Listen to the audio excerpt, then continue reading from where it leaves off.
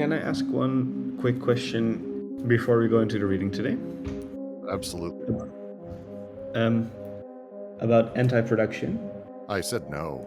Jesus, Misha. What do you think we're here for? To explain things? Said I much prefer to have a podcast where I get to not interact with people, talk outwardly, and then not be questioned, and then react poorly when I am. Yes, I I think get it. both are virtues. That sounds like anti-production, Brooks. It does sound like it, doesn't it? But that's also related to my question. I'm sometimes a little bit confused with that term.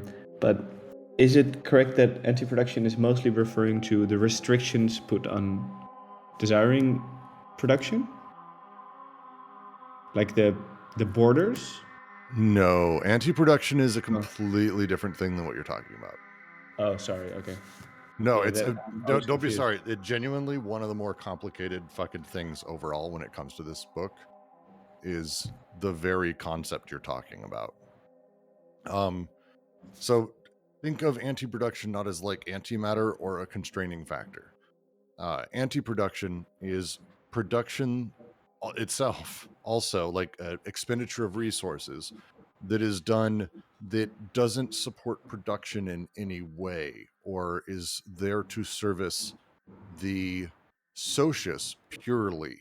An example would be the military-industrial complex. It's the one Deleuze and Guattari use regularly. There is no productive reality to the economy to having such a thing. It doesn't actually help. It's pure expenditure. Going to war and blowing things up doesn't grow. It's an expenditure of capital that is only that bomb. There is no capital growth. So it is purely sort of blowing out that side. Anti-production is that.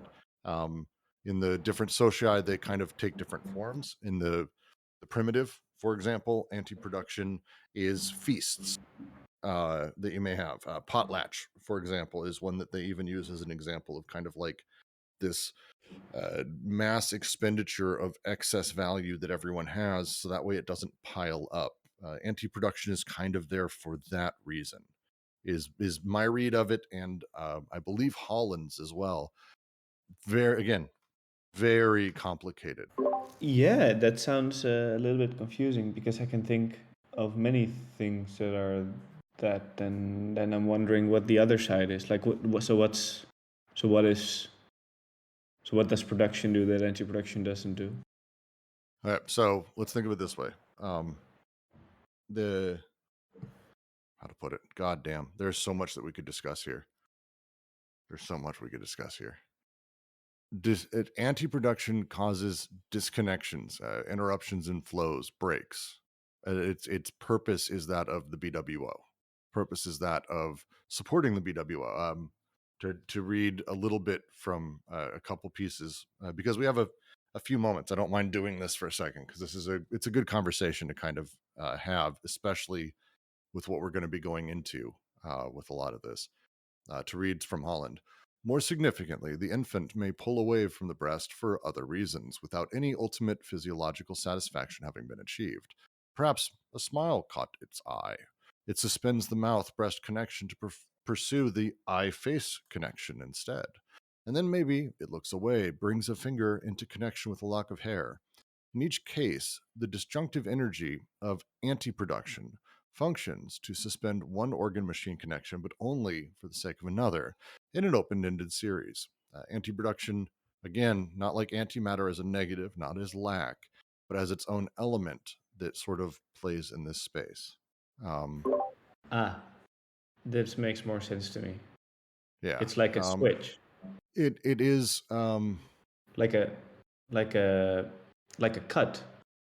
Let me. So that's because we're talking about different regimes, how it operates.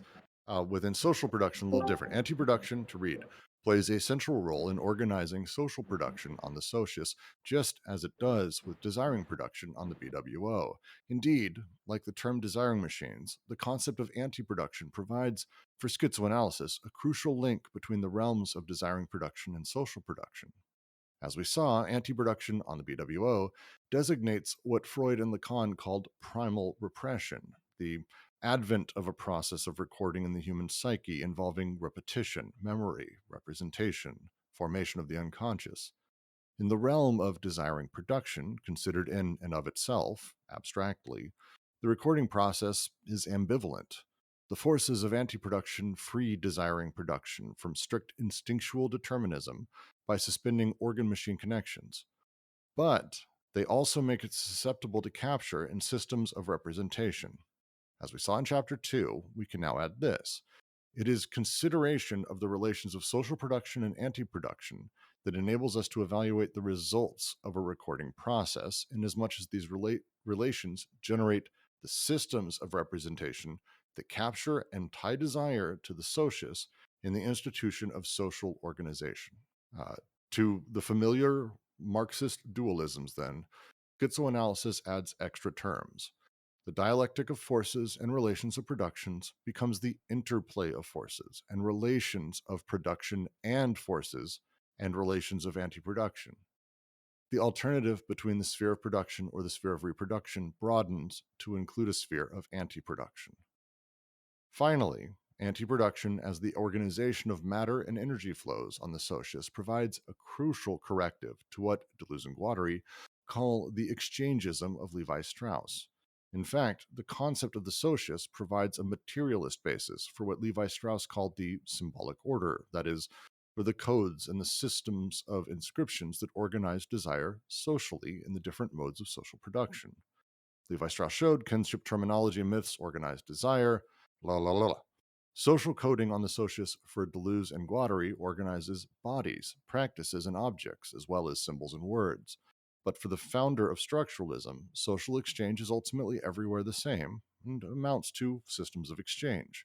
For Deleuze and Guattari, contrast, as Chapter 3 of Anti-Oedipus is meant to show, social organization is not everywhere the same. Forms of coding and systems of inscription differ significantly among three ideal types of social production they analyze, in part because desire gets organized or inscribed on the type of socius specific to each mode of social production, earth, despot, capital. Does that help at all? Yes, but it's a lot to take in. So. Oh, I'm sure. It's huge. I just figured I'd read. Sorry.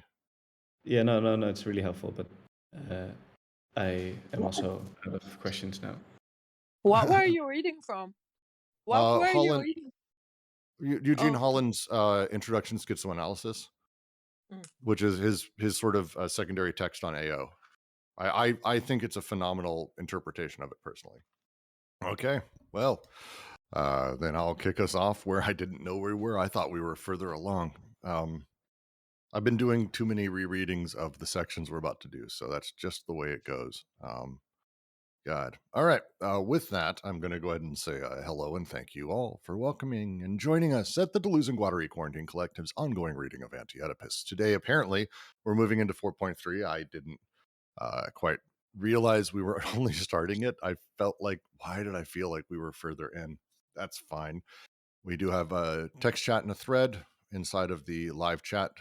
Look for Anti-Oedipus and you can join us and type away if you want. Otherwise, I suppose.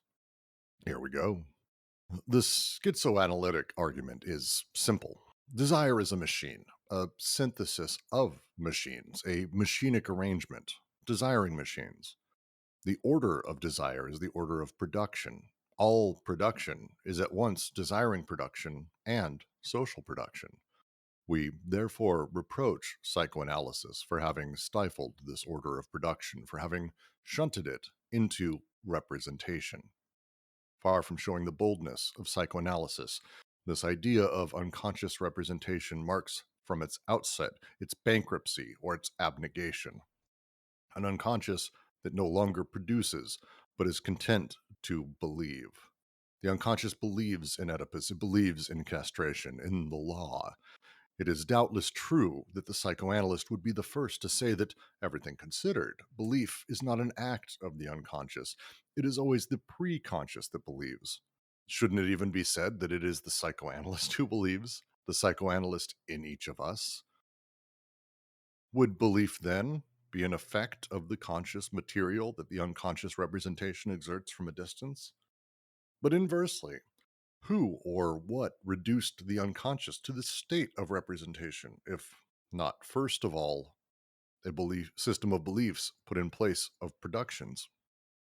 In reality, social production becomes alienated in allegedly autonomous beliefs at the same time that desiring production becomes enticed into allegedly unconscious representations.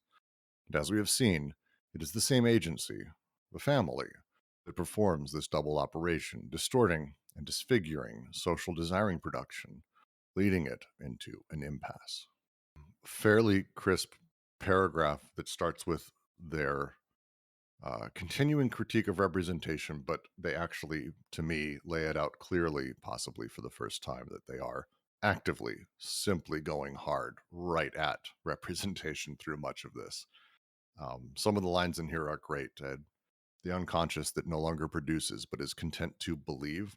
Such it's a strong line that hits me. Please, comments, questions, anything about this one?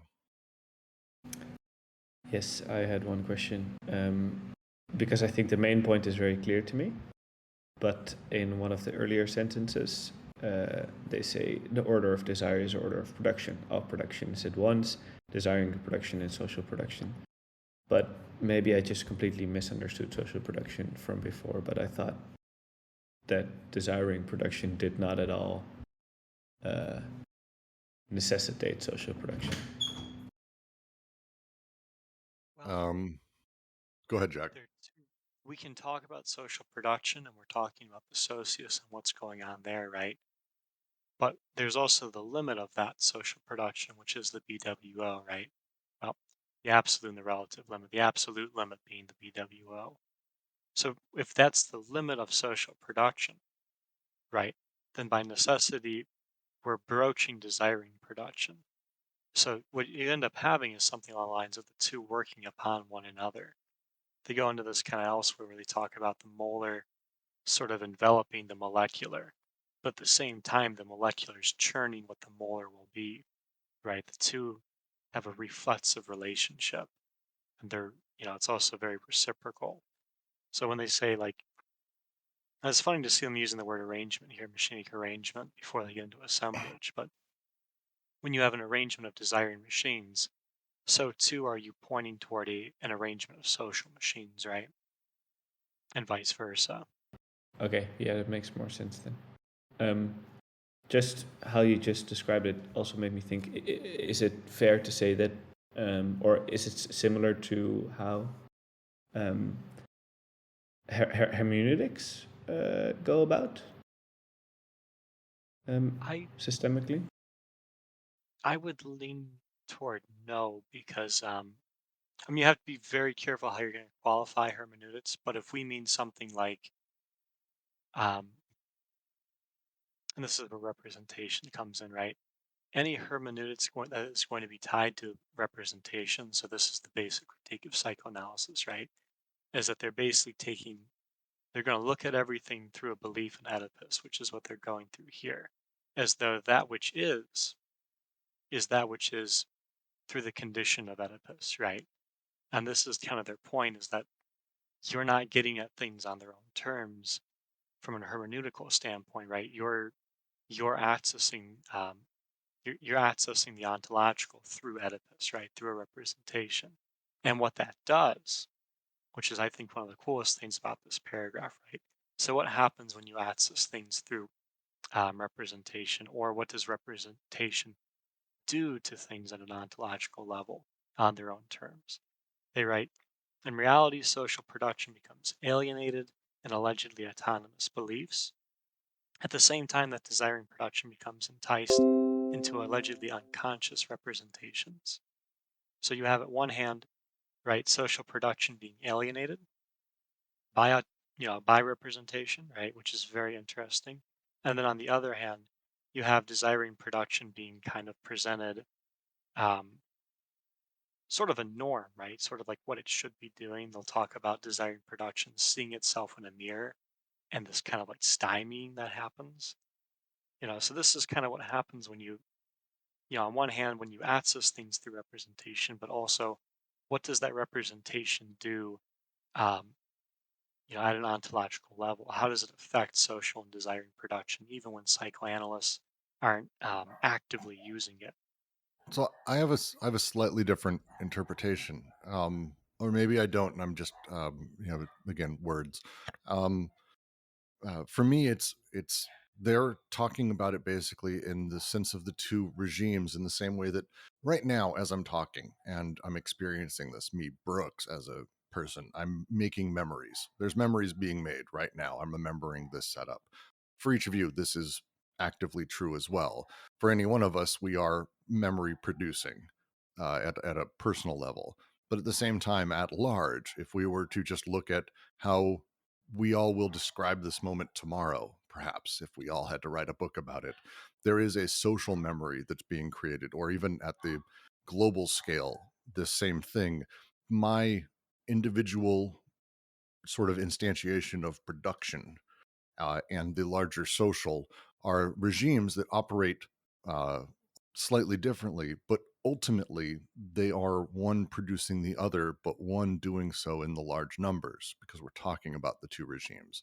In the same way, desiring production, the single desiring machine that is firing and connecting, that single connection, as it fires and produces desire, and desire starts flowing, and other connections happen, and all of this, it's not that from one comes many, that's from billions comes one, almost, because we have billions of desiring machines that are all firing out, and they're very complex.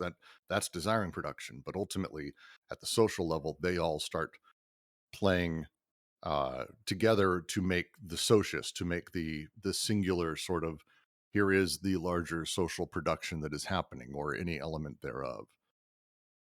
No, not from many comes many. I'm talking about more the production of the social machines. It's the way that we play. Maybe many comes many. It doesn't matter. My point is, we're talking about the two regimes that are firing simultaneously, but because of that, we may call them different regimes, but it is one production. Production is both of those. One necessitates the other, and vice versa, because they're the same process ultimately. Yeah, I have a question. Please. So he's just opposing schizoanalysis to psychoanalysis. And under schizoanalysis, there are these order of desire and order of production. Oh, hold on, Sorry, JP. Your mic is cutting you're out. cutting out. So desiring production and social production, are they the primordial, foundation of what is normal or natural, desire? And that psychoanalysis comes in and misrepresents rather than represents. It actually misrepresents it, or he uses the word representation, but it compromises that kind of natural kind of desire and production and social production. It traps it. So desiring machines don't have any conception of the things we're talking about, or representation. They don't get it. They're blind to it. They operate at a different level. As Right. they start being combined and put together, here we sit and we go, oh, that's love. Oh, that's incest. Oh, that's this. That's we start naming it. And as we name it, desiring machines still no clue. They don't give a shit. They're just going. They just connect. But as we start putting them inside of these representations, we start hitting that first paralogism. We start, well, all the paralogisms ultimately, and we start shifting how our own subjectivity is produced in the process. That's the critique that they have. It shunts all of that. Psychoanalysis takes all of these different things that are fairly contingent, unique moments through each of our existences, but tries to create a sort of hypernormative, singular representation that they can name everything, so we can believe thing instead of just being wherever we're at, supposedly. Maybe a terrible way to phrase it. Right. From a different angle, if you go all the way back to 1.1, they're very concerned, I think, to not be saying that this is the natural way things are, and then get into the problem of this is the social way things are. And they're going to take pains very early on to say, we are not recognizing a natural social distinction. So as to say, there is desire in a natural state, and then there's desire in a social state. Rather, the move they're going to make is anything that could be considered natural and or social is contingent on a process of production, which is desire, right? So as to have anything that could be called natural and or social, it has to go through, it has to have been produced itself, right? So you won't be able to relegate you won't be able to relegate desire to a natural or social state. Instead, you'll have things kind of in a kind of an interstice of the two, right? Because the social and the natural can only follow production; it can't precede it. But they are saying that the schizoanalysis is the more, perhaps the more authentic, or the more, you know, yeah, primordial. It's a more appropriate methodology. So, like, if we go to the hermeneutic question, one could perhaps argue that schizoanalysis is a hermeneutic method, but the qualification is extremely important there because it's going to be. I mean, this is like the thing with glossmatics. Okay, Britzman, correct me. With glossmatics, right? Is that at that level, right? Instead of trying to look for something kind of above uh, above the ontological, right? Above what's there, in a manner of speaking, glossmatics is going to look for the immanent conditions. And that's the point that differentiates psychoanalysis and schizoanalysis. Schizoanalysis is going at the immanent conditions of production. Psychoanalysis risks accessing production through representation and thereby misrepresenting desire, right? Yeah, it's a great way to put it. Mistakes desire. It goes to, as they phrase here, and I really like it. It pushes you to have an unconscious that no longer produces, but is content to believe. And they're saying that deeply sardonically and angry at the term believe. Like they don't like this. We don't want someone who believes. We want production. We want connection. We want, at an ontological level, people connecting and putting things together, doing their thing, rather than trying to fit into a representational configuration or constellation to define what they ought to be doing, or that starts, fucking their entire desiring production process up. It's based on these beliefs that compromises the desire production and social production from the schizoanalysis point of view, right? Could you say that one more time? I'm having a little bit of trouble hearing you. I caught. Yeah. In other words, Is this it is this kind of belief, the unconscious beliefs in Oedipus. Oedipus seems to be represent the despotic, or the hierarchical structure of a despotic order, right? And it's a kind of a belief that is able to be exploited by the socius of the capitalist order, right? That interacts with a capitalist order in a very particular way that is exploitative. Yeah, it's. I think I would, if I had to kind of channel, I think they would say Oedipus itself isn't necessarily like itself hierarchical or bad. There's an Oedipus complex. These things exist. There's a virtual version of all of these that are. What's the joke? Actual but not real, virtual but whatever it is. But these things exist, but they're not necessarily itself damaging or bad. It's a matter of how they fit into these larger social pictures and how they're utilized.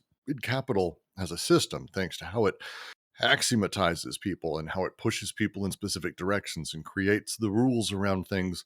It's ripe for Oedipus to basically become the setup for us. It's why we're married to the idea of the law as the father, or whatever it may be. It's why this triangle works, because within the socius, within capital, this setup trains us perfectly for it to kind of continue to produce itself. So it works nicely.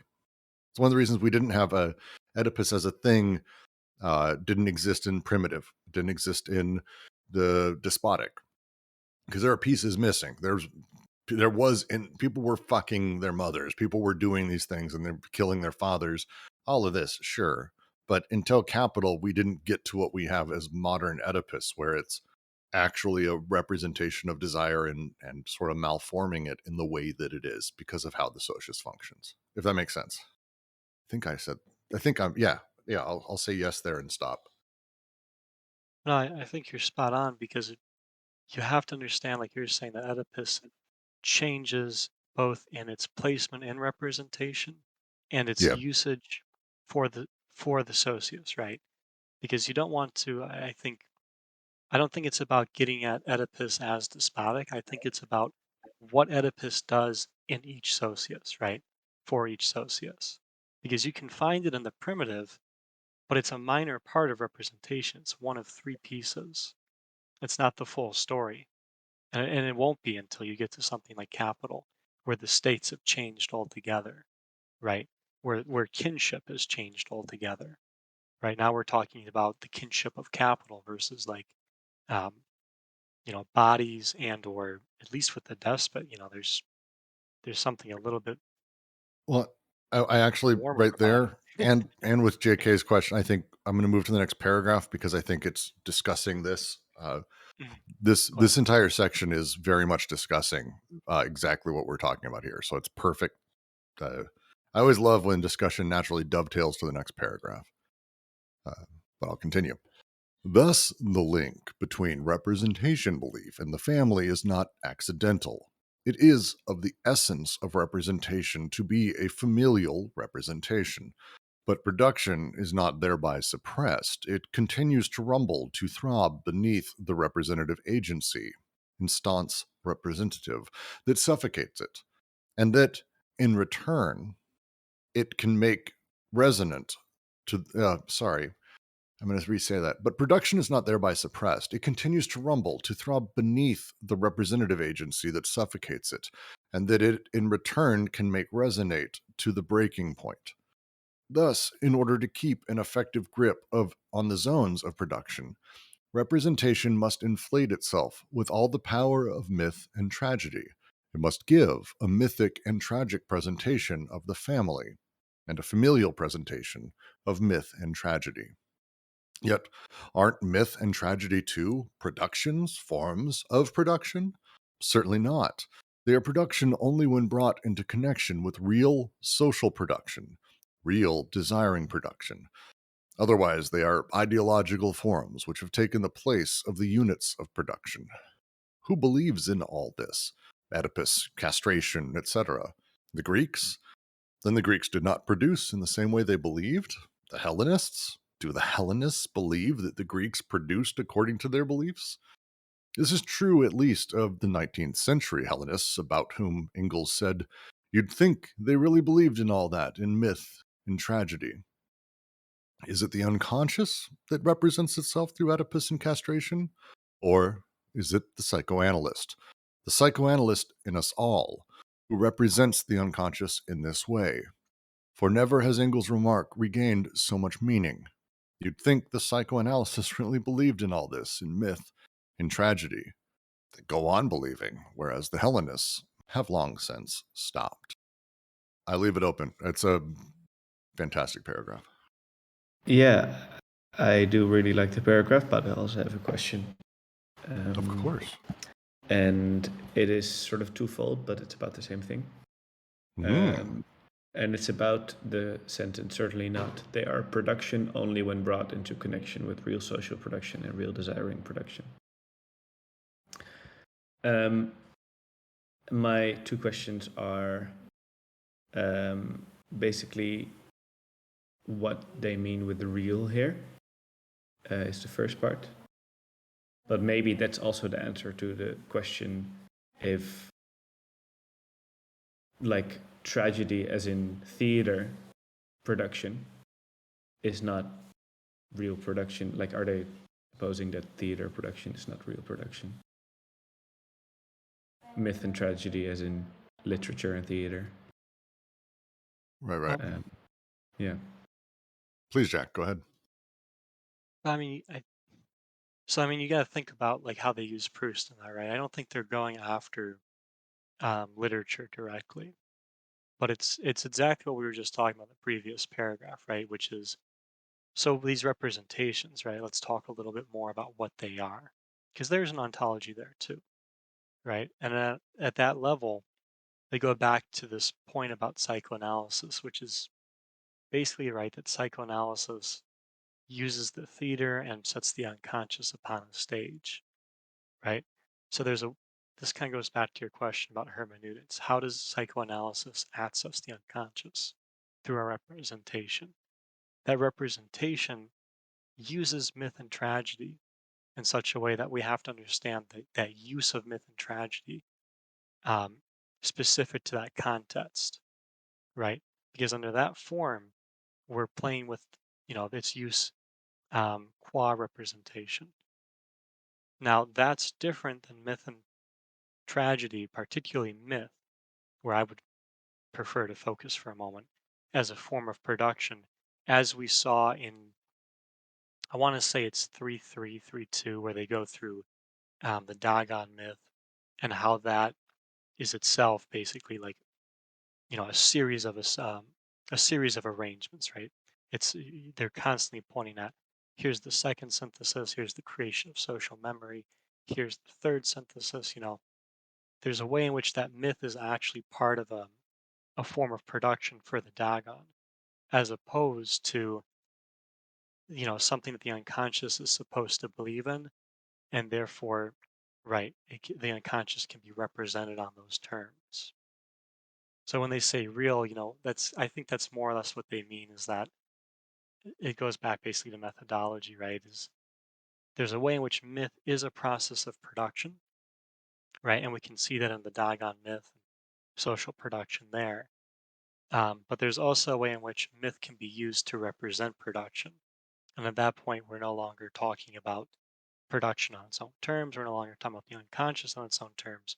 We're talking about the stage that we suppose the unconscious produces upon, because it believes in that stage, right? To go right back to that point about belief.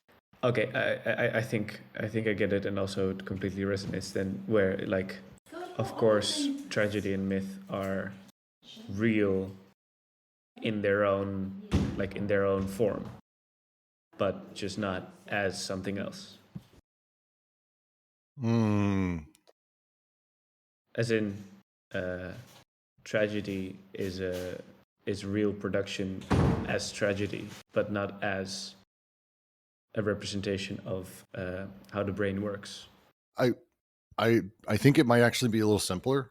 The question here, as it's phrased, is whether or not, to me, as I read it, whether or not myth and tragedy produce. That's the question, because it's common, very common in a lot of circles, that we talk about how a myth, a story, an element produces lack, produces success, produces desire. Lacan, I believe part of this is kind of aimed at him and the way he talks about how things produce. To me, the line here is, aren't these also production or forms of? It's like, no, they're not. They don't produce on their own. They are disconnected until they are connected. And then, and only then, when they're brought into connection with actual desiring production and part of that process, then they are a machine that produces in a social machine. But they don't produce on their own. That is, I think, the point that they're talking about here, that these things aren't a fount of creation. They are a quasi-cause of production, but actually desiring production is underneath that. When they actually produce. Yeah, I totally get that, but I also have a really difficult time seeing something like tragedy disconnected from production in practicality. Right. Unless, yeah. Right. But you gotta be careful how you're taking tragedy and myth, because like if you mean like a literary book, a literary work, right? You're back to taking it as a machine versus taking that literary work so as to represent machines. So if you think about Freud, right, there's a way in which we can talk about, and just classic psychoanalysis, there's a way in which we can talk about the unconscious as constantly appealing to Oedipus or some representation, so that if we understand like the Oedipal thing, we're understanding the unconscious because it represents the unconscious. So in the same way, right? Oh, good. No, I would even add a literary work on its own A myth, a tragic representation, a story, anything does not produce itself. It is not a fount. The book Lolita doesn't produce feelings. It is me as a subject, the desiring machines that produce me, connecting with that and the larger social strata and all of the desiring machines there that produce within that. It is a machine, a series of machines, but it doesn't produce itself. It doesn't have desiring machines in the same way that they kind of exist overall. It's not a source.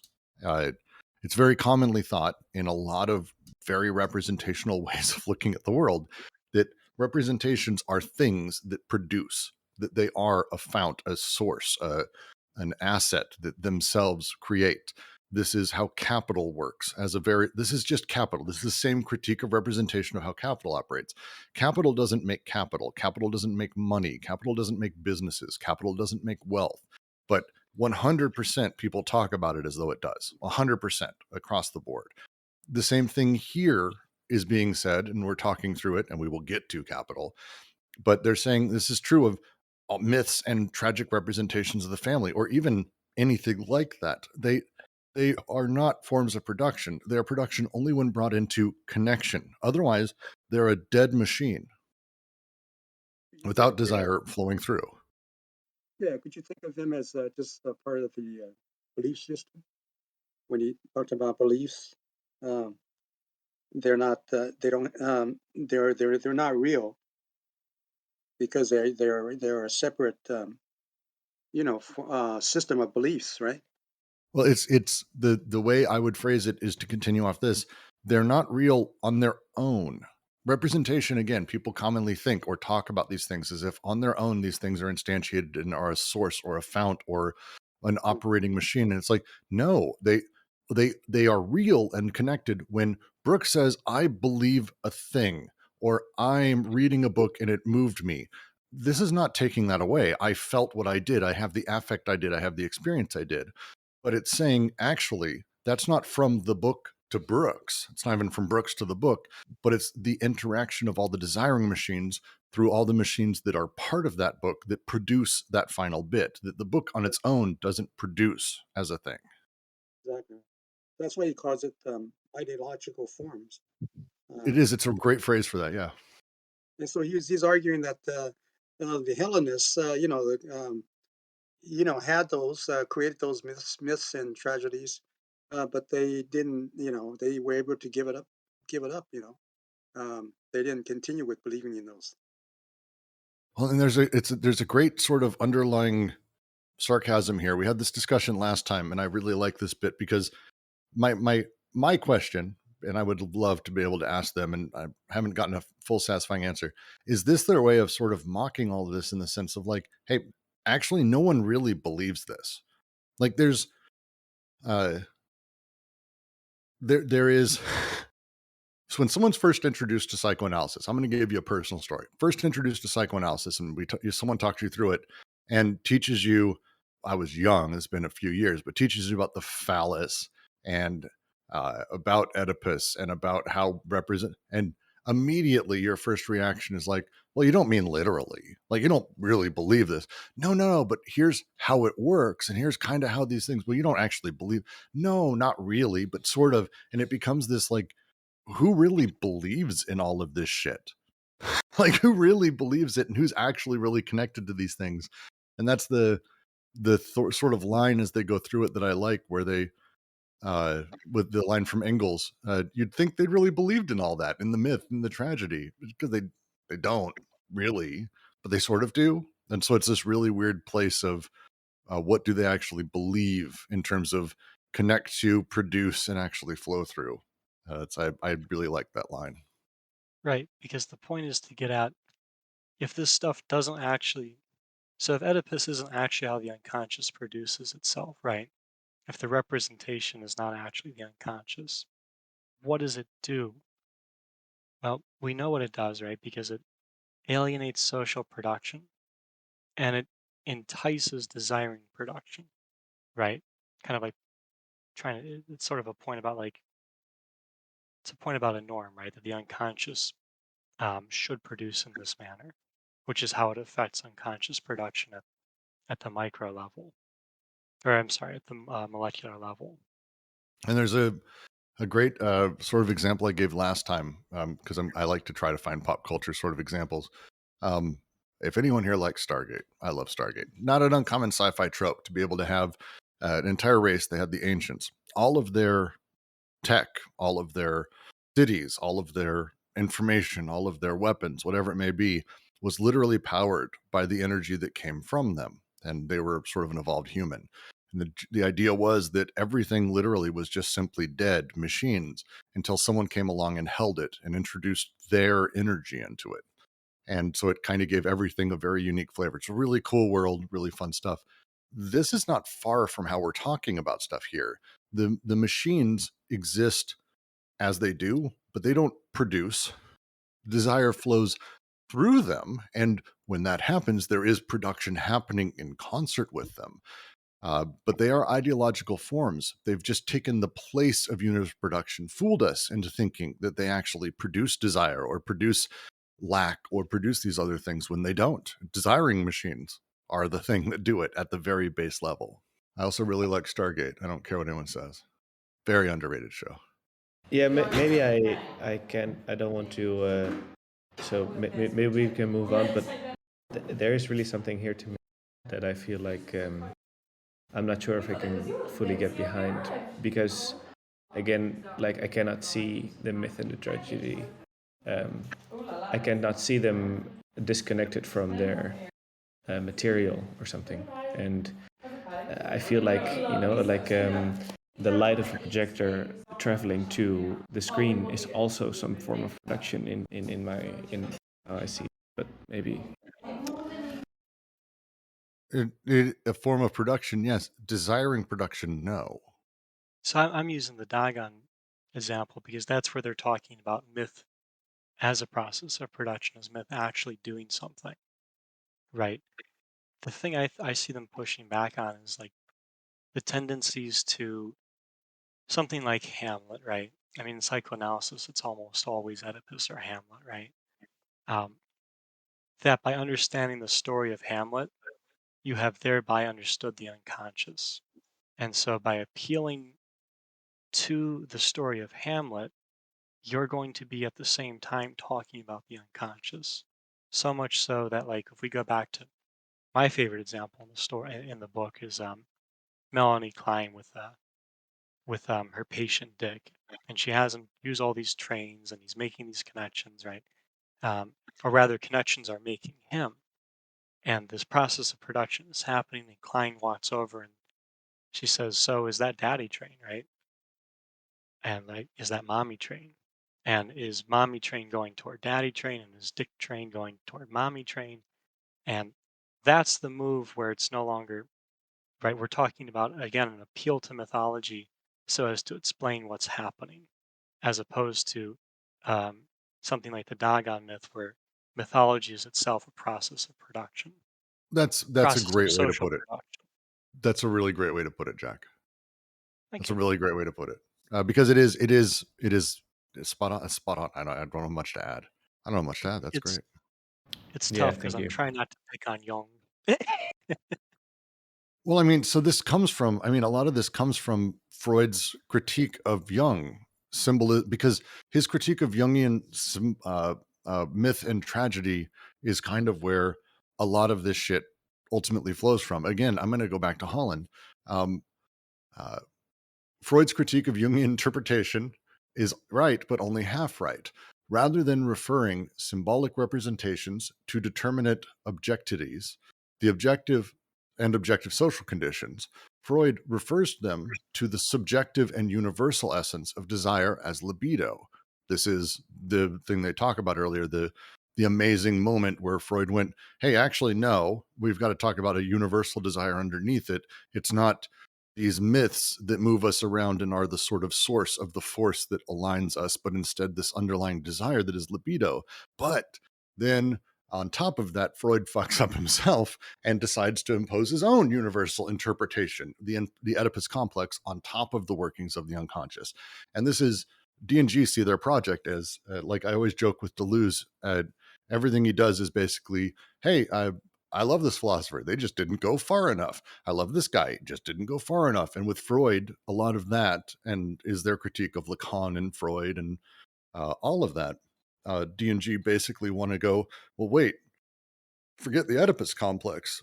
Why don't we take another step? It's the line goes, the ambiguity of psychoanalysis in relation to myth and tragedy has the following explanation. Psychoanalysis undoes them as objective representations and discovers them in the figures of subjective universal libido, but reanimates them, promotes them as subjective representations that extend the mythic and tragic contents to infinity. In fact, dream and fantasy are to myth and tragedy as private property is to public property. It's fucking so good. Yeah. Does that help, I Misha? mean, Yes, but I do think actually this part I already got a little bit, but it is really helpful still. Good. And we're about to go into the Schreber case, which I think, again, expands on what you're talking about with myth and tragedy and how they play into production as well. So, in fact, I actually probably should just dive into that. Any last notes on this one before I do? The Schreber case, again, applies. Schreber's father invented and fabricated astonishing little machines. Sadistico-paranoiac machines. For example, head straps with a metallic shank and leather bands for restrictive use on children for making them straighten up and behave. Just real quick, it's worth Googling. The shit's like straight out of a horror movie for children. These machines play no role whatever in the Freudian analysis. Perhaps it would have been more difficult to crush the entire socio-political content of Schreber's delirium if these desiring machines of the father had been taken into account, as well as their obvious participation in a pedagogical social machine in general. For the real question is this. Of course, the father acts on the child's unconscious, but does he act as a head of a family in an expressive familial transmission, or rather as the agent of a machine in a machinic information or communication? Schreber's desiring machines communicate with those of his father, but it is in this very way that they are from early childhood the libidinal investment of a social field. In this field, the father has a role only as an agent of production and anti-production. Freud, on the contrary, chooses the first path. It is not the father who indicates the action of machines, but just the opposite. Therefore, there is no longer even any reason for considering machines, whether as desiring machines or as social machines. In return, the father will be inflated with all the forces of myth and religion, and with phylogenesis, so as to ensure that the little familial representation has the appearance of being coextensive with the field of delirium. The production couple, the desiring machines in the social field, gives way to a representative couple of an entirely different nature, family myth. Once again, have you ever seen a child at play, how he already populates the technical social machines with his own desiring machines? Oh, sexuality. Well, the father or mother remains in the background, from whom the child borrows parts and gears according to his need, and who are there as agents of transmission, reception, and interception, kindly agents of production, or suspicious agents of anti-production. To go over quickly Schreber's case, JK, your mic's feeding back a little bit. The Schreber case, Solar Anus, famous early on, and they talked lightly about Schreber's father's machines, which, if you haven't seen, they're really awful. To read the bottom, Schreber, Father and Son, Psychoanalytic Quarterly, quite similar instruments of pedagogical torture to be found in the Comtesse de Ségur, thus the good behavior belt, with an iron plate for the back and an iron rod to hold the chin in place. That's understating what this is. It's an iron rod in front with a point on the tip, so that way you don't lower your head without pricking your chin on it to properly shape you via machine. There's a reason they're using that. It's literal father's machines coming in, and why are they there? Oh, they're not some random representation, but they're to form someone and Schreber's father, as an agent of the social field, is forming his son and forming all these children to be good little citizens and to fit into the needs of the socius. It's not that hardcore, Misha, although that is something else. What the fuck are you posting? That is a thing. I'll post a couple of pics that aren't what Misha just posted, just as a kind of example of a few of these. That's the one that held the child's head in place. It's a full body strap, so it goes around the shoulders to hold in place as well. So there's shoulders and head that's attached to the chair to keep your back properly straight and set up, which is its own thing. And then there is this one which utilizes rocks and things in order to properly straighten a child's legs, apparently, early on. Trevor's father was fucking weird and did a lot of shit. His posture devices are the most famous, and they're gross, and he's gross. But the underlying thing we keep sort of pushing, and they keep pushing here, is the note that in the Freudian analysis of Schreber, and you can read it, the father's machines weren't part of this. What the father built, his relationship to his father, yes, but not the machines, not the way that he was formed and why or how it was set up. Instead, it was all put back on Schreber himself, his relationship to his father, not the way his father molded him or built him or machines he put into him. And we wonder through all of this, this paragraph, how the desiring machines of Schreber were formed, how they were built, and how this libidinal investment of the social field came through the father as an agent of production and anti-production, playing those roles. As a dad, if you ever get to go through it, it's very unique.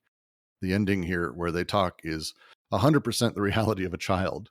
They see your behaviors, mannerisms, words you use, how you act, what you do, and they want to copy you. But it's not just like mimicry. It's them taking the machines that you have, how you do things, what you do, what you produce, whatever it is. And the child borrows parts from here, parts from there in order to try to fill their needs. And again, it's a really great way of phrasing it. Any questions, comments, please? Yes, I have a question. Please, More out please. of expanding curiosity. Yes. And that is because I read a short story that I really like called Phylogenesis. And this is the first time I actually see it used in another context. And I was curious if you guys maybe know more about that. I don't necessarily have a we spent a little bit of time talking about this last time. I don't necessarily have anything to add to that. They don't use it very much here. I think it's used a few times in ATP to sort of grow that out. A lot more, I think, Geology of Morals and a few others. Yeah, that's what I was going to add. That's something that comes up more in ATP, and like Watery will run with as he goes into his fourfold plane of immanence is the phylum. Oh yeah. Sorry, that last sentence got cut off. I didn't hear the last sentence. Oh yeah, Guattari will run with this after ATP to develop like what he calls the fourfold plane of immanence.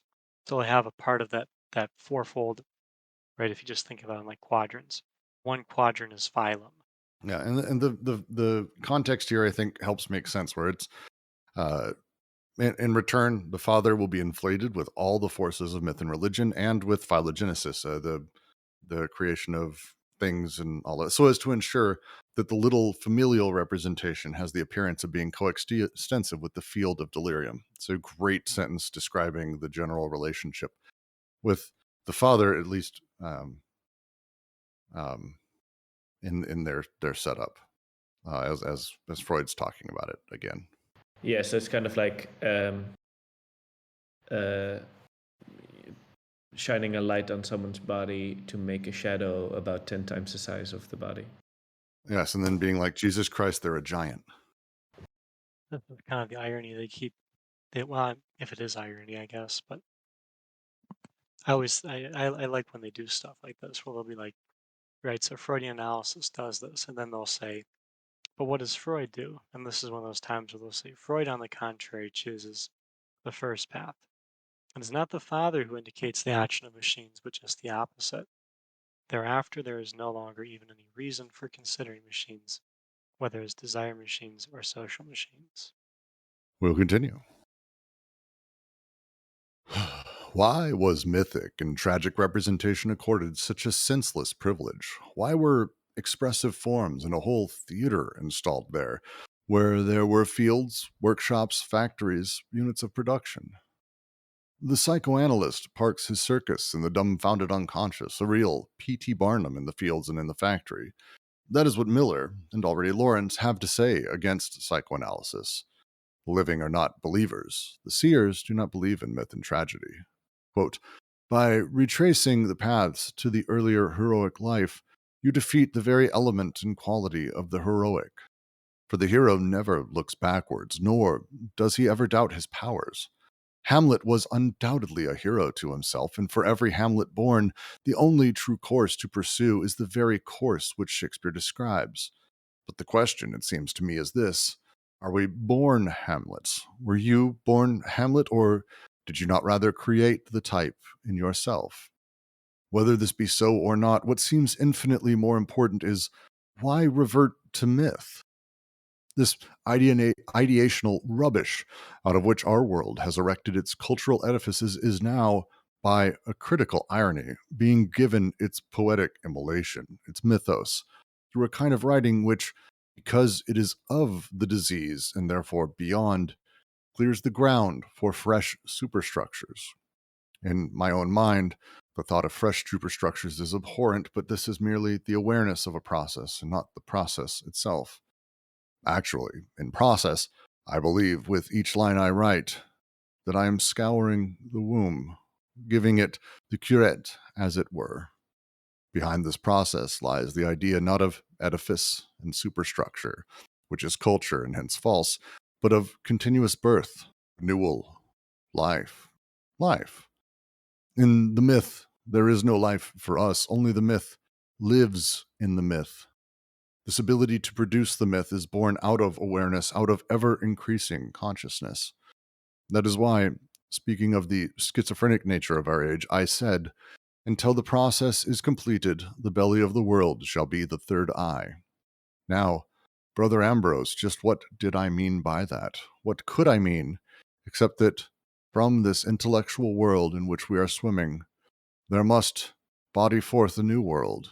But this new world can only be bodied forth insofar as it is conceived. And to conceive, there must first be desire. Desire is instinctual and holy. It is only through desire that we bring about the Immaculate Conception. I'm not going to stop here because I was just reading a whole bunch of Miller, and the next paragraph is the explanation. We'll combine the two. Everything is said in these pages from Miller. Oedipus, or Hamlet, led to the point of autocritique. The expressive forms, myth and tragedy, denounced as conscious beliefs or illusions, nothing more than ideas. The necessity of a scouring of the unconscious. Schizoanalysis as a curettage of the unconscious, the matrical fissure in opposition to the line of castration, the splendid affirmation of the orphan and producer unconscious. The exaltation of the process as a schizophrenic process of deterritorialization that must produce a new earth, and even the functioning of the desiring machines against tragedy, against the fatal drama of the personality, against the inevitable confusion between mask and actor. It is obvious that Miller's correspondent, Michael Frankel, does not understand. He talks like a psychoanalyst, or like a 19th century Hellenist.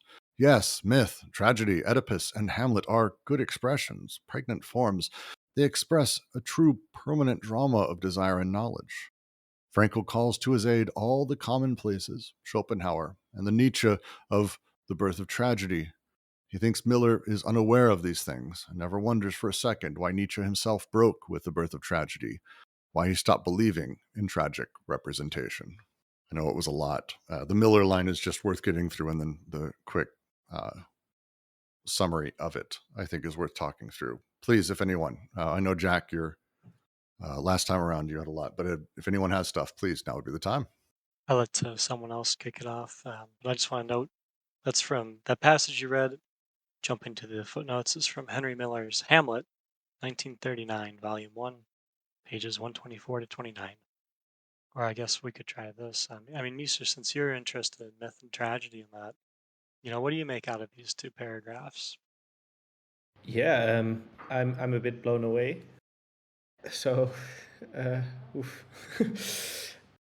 I'm not so sure, but there's just one thing that is maybe not really related to the bigger point, but I was just really interested. Is that Miller wrote in 1939. That is why, speaking of the schizophrenic nature of our age, I said, until the process is completed, the belly of the world shall be the third eye. That's 1939. So one more time. That sentence that I just read is from that Hamlet text by Miller. Henry Miller, Hamlet, Puerto Rico, 1939. What the fuck? Yeah. Yeah. I know World War II hadn't even happened yet, right? Well, I mean, Miller's insane, wonderful, like just like super next level. Yeah, so maybe it's Miller and Bataille that I have to give more credit. Oh yeah. So what I make of it is, well, I mean, I think when he talks about the birth of Hamlet, he absolutely talks about. I think he makes a distinction there, or asks a question that alludes to the distinction of a pre-conscious type hero identity versus a produced, non-questioning, desiring production that leads that only has Hamlet as a result. Instead of Hamlet being the beginning, I think he makes a distinction. And I think he sees problems in regressing to a pre-conscious view on a character like Hamlet. But yeah, sorry, I'm also thinking out loud. No, it's the just to sort of jump to the end of it, because I'll let you think through what you're thinking. The Nietzsche line here is, to me, one of the more salient points around all of this, because a lot of people will, especially people who really, really dig myth, tragedy, storytelling, all of these things, point to Nietzsche's The Birth of Tragedy as, look, Nietzsche, because Nietzsche was good, had a lot of good shit. They forget, and it's the line, he broke with the birth of tragedy. People don't remember that literally it was a series of lectures he gave that were turned into a book, and later he ended up republishing it with a foreword where he literally calls it like a piece of shit book, and he's embarrassed by it. Like, just to say he broke with it is putting it lightly. To read from Attempt at Self-Criticism, which is the essay that he ended up putting at the beginning of a new version of Birth of Tragedy. Let me say again, today for me it is an impossible book. I call it something poorly written, ponderous, painful, with fantastic and confused imagery. Here and there so saccharine, it is effeminate, uneven in tempo, without any impulse for logical clarity, extremely self-confident, and thus dispensing with evidence, even distrustful of the relevance of evidence, like a book for the initiated, music for those baptized in music, those who are bound together from the start in secret and esoteric aesthetic experiences. A secret sign, this is one sentence, a secret sign recognized among artistic blood relations, an arrogant and rhapsodic book, which right from the start hermetically sealed itself off from profane vulgarity of intelligentsia, even more than from the people, but a book which, as its effect proved and continues to prove, must also understand enough of the issue to search out its fellow rhapsodists and tempt them to new secret paths of dancing grounds. It's one sentence. So yeah, you could say he distanced himself from that book a little bit. I just love that he broke from that. It's like, no, he literally wrote an intro about how this book sucks, I was wrong, and how none of this is true.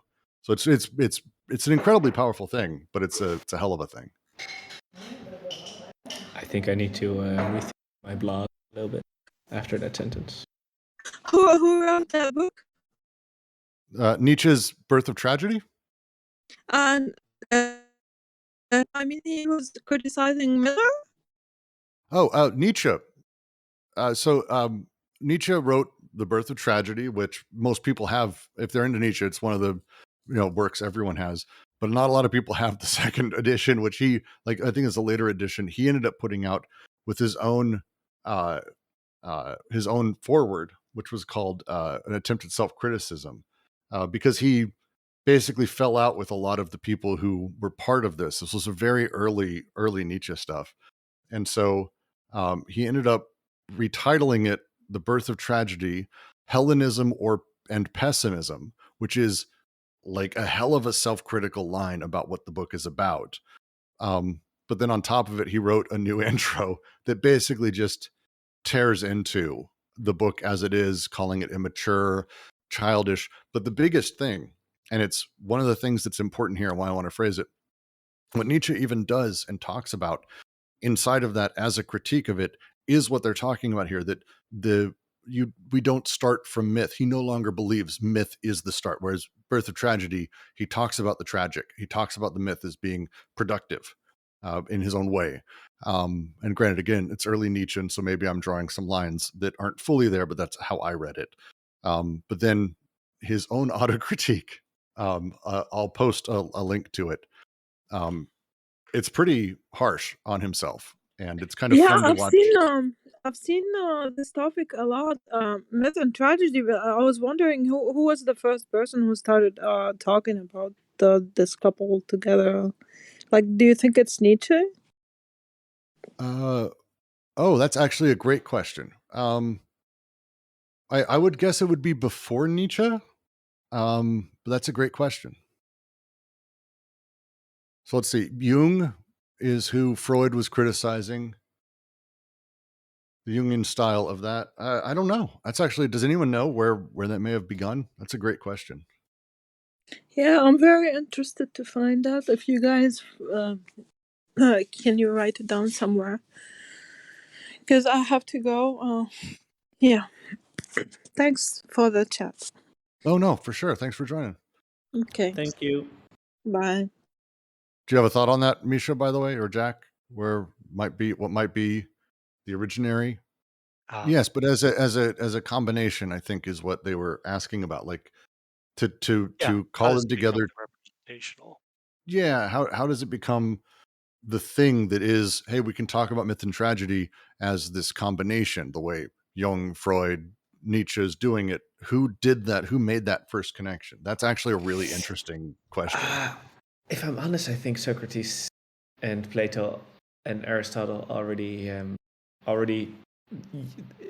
talked about folklore, tragedy, theater, and myth. Well, maybe they didn't use the word myth, but they talked about those things already as something representational, something that you should question as being real or not. Like I remember reading a Socrates dialogue about the deceptful nature of tragedy and its influence on politics and stuff like that. Yeah. But I mean, you could also argue, because I don't think they necessarily used myth and tragedy as two separate things, because to them, like, tragedy was part of their mythos. It was part of they didn't have a distinction between them as cleanly as we may describe it, or as it was described by Jung and Freud. So you've got mythos and poesis at that time, right? Which is basically storytelling and poetry. And that's really critical because poesis comes into Yes. fashioning, being what poetry is, a fashioning of something, right? Usually story, verse, all these things together. But you've also got poesis connected with the word for power in Greece at that time. And this comes from Greg Salyer's argument.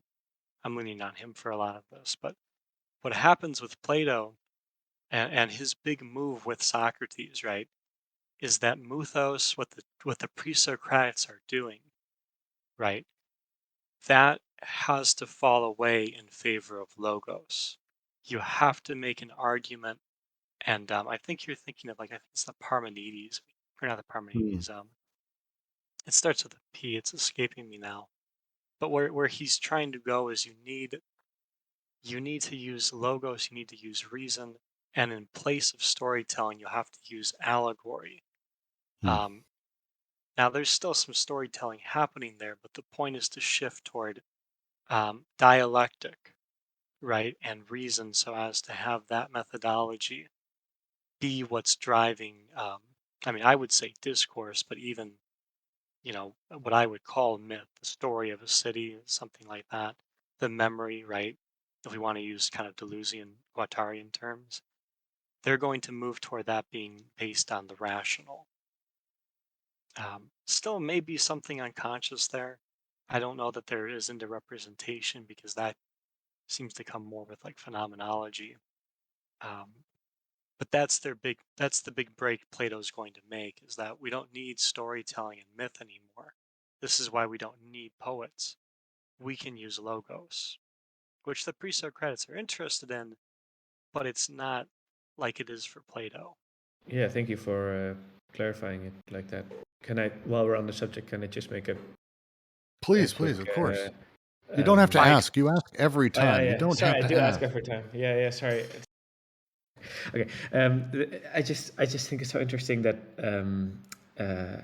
pre-Socratic philosophy, like specifically Heraclitus, is that we've come full circle a little bit by having this 2,000 year or a little bit longer I don't know, party phase of the logos. Or I guess I should play, maybe it was more of a working phase than a party phase. Well, anyways, sort of the heralding of the logos, and then later the rationality, and then humanism and stuff. And then you read Heraclitus from 3,000 years ago, and you're like, oh, that's just basically what Deleuze and Guattari are saying. But just in a less like structured way, maybe. But it's so funny that I find it really funny that then also someone like Plato disregarded the insights of someone like Heraclitus, because it's difficult to put into a system or to put into logos form. To talk about flux is really difficult to put into structure. Well, and that's if I had to, I'd say there's a wonderful, when I get the Logic of Sense readings up, the series on the 3 types of philosophers, where he talks about the Platonists, the pre-Socratics, and the Stoics, and juxtaposes them against each other. It's a hell of a read and a discussion very much about this, because it's very fascinating because the Stoic interpretation of logos is kind of what you're talking about. There's a lot of fun around a lot of those sort of older thoughts that are, finally making it back around. Platonism is powerful shit, man. Well, Powerful this shit. is part of the reason I'd say we can come back to it is because, so I'd make 2 comments on the Platonic discussion here. Is one, Plato never negates what he's arguing against, and I think that's important for his dialectic. And I think that's a shift that comes later, in my own opinion there. And the reason I think that is, if you look at the Platonic dialogues, something like the Gorgias, or even like the use of allegory in the Republic, as opposed to mythos, as opposed to storytelling, what logos does is supplant that which it's dialectically related to. I don't think it actually gets rid of it. I think it actually like sort of supplants it and reforms it. And I think you see this in things like, I mean, obviously allegory, I think, is an easy one. But like when I think about the use of, I think it's the Phaedrus. He's arguing against writing through writing, right? He's using the medium to try and take down the medium. And this is why I don't think he can negate it. He can only get at a point of justice so as to qualify the medium as being useful only when it leads to the big 3, right? The good, the beautiful, and the true. But in that sense, right, and Deleuze makes the point about sorting, which I think is right. As for becoming, he does have becoming, right? But it's going to be that the becoming has to be mitigated by the forms. because otherwise we can't. He's concerned that the whole ontology falls apart without the forms, because if things are changing, right, in the kind of Heraclitean way, for Plato, they have to be like mitigated by the Parmenidean take on the forms, right, just to put the two together. So being has to basically supplant becoming in a sense. Still have becoming, it's just, under the mark of being for Plato. Oh man, that is so interesting, dude. Yeah. Also, thank you for refreshing Plato so crisply and clearly. Also, in your previous comment, it's really, really, really nice. Well, when I was younger, I Yeah. was a Platonist. So, unlike Brutz, I wasn't reading Rand. I wanted to be a good Platonist and find the truth. And Brooks found the United States of America. Yeah, well, it's good white middle American cis male. Did what I can to support the Randian dream, I suppose. Ugh. Oh, that was gross to say. I apologize. Anyone had to hear that. No, But there's regardless, only one truth: the capitalism of Star Wars. fuck, right off. Yeah, the joke, and it's not a joke, but it's just a thing I've admitted before, and just kind of try to, because we have people who come on here who have no background in philosophy or have very strange backgrounds, and I'm just like, hey, I started high school, I was into Ayn Rand. Like, wherever you start, it's fine. Life is only about what we're exposed to and how we can grow. So I'm a fairly extreme version of that, but who knows? All right, I will continue to the next paragraph, which is about Michel Foucault. Michel Foucault has convincingly shown what break introduced the eruption of production into the world of representation. Production can be that of labor or that of desire. It can be social or desiring. It calls forth forces that no longer permit themselves to be contained in representation. And it calls forth flows and breaks that break through representation, traversing it through and through. Quote, an immense expanse of shade extended beneath the level of representation. And this collapse or sinking of the classical world of representation is assigned a date by Foucault, the end of the 18th and the beginning of the 19th century. So it seems that the situation is far more complex than we made it out to be. Since psychoanalysis participates to the highest degree on this discovery of the units of production, which subjugate all possible representations rather than being subordinated to them.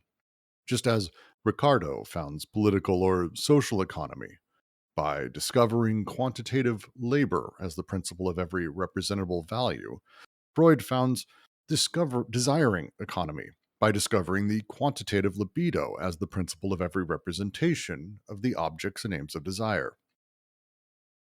Freud discovers the subjective nature, or abstract essence of desire, just as Ricardo discovers the subjective nature, or abstract essence of labor, beyond all representations that would bind it to objects, to aims, or even to particular sources.